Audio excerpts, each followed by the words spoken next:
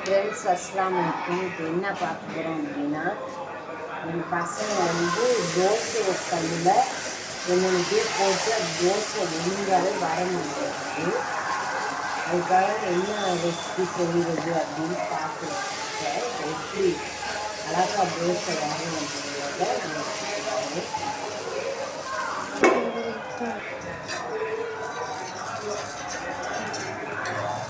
போட்டு எண்ணெய்ட்டு போட்டு இந்த தோசை கல் ஒழுங்காகவே வர மாட்டேங்குது. எனக்கு இந்த மாதிரி தோசை சுட்டா பிடிக்கவே பிடிக்காது, அறவே எனக்கு பிடிக்காது. ஒரு முட்டையை எடுத்துக்கணும். தோசை கல் நல்லா வல்லாட்டி இந்த முட்டையை மேலே மாவில் ஊற்றிக்கணும். மாவில் ஊற்றிட்டு நல்லா கலக்கி வைக்கணும். பாருங்கள், நல்லா கலக்கியாச்சு. முட்டை ஊற்றி பாருங்கள், நல்லா கலக்கிட்டோம். இப்போ தோசை கல்லில் ஊற்றணும். இப்போ நம்ம தோசை எப்படி ஊற்றணும்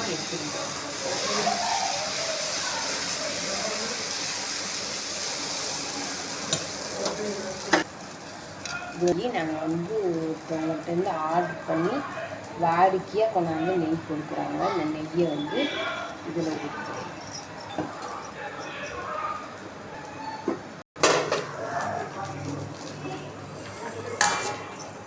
பார்த்தீங்களா, முதல்ல சுட்டதுக்கும் இப்போ சுட்டதுக்கும் ரொம்ப வித்தியாசம் இருக்குது.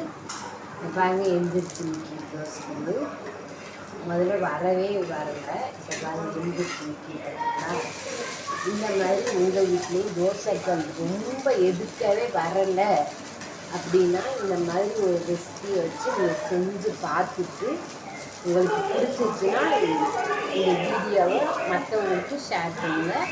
இந்த வீடியோவை தொடர்ந்து பாருங்கள். ஓகே, அஸ்ஸலாமு அலைக்கும்.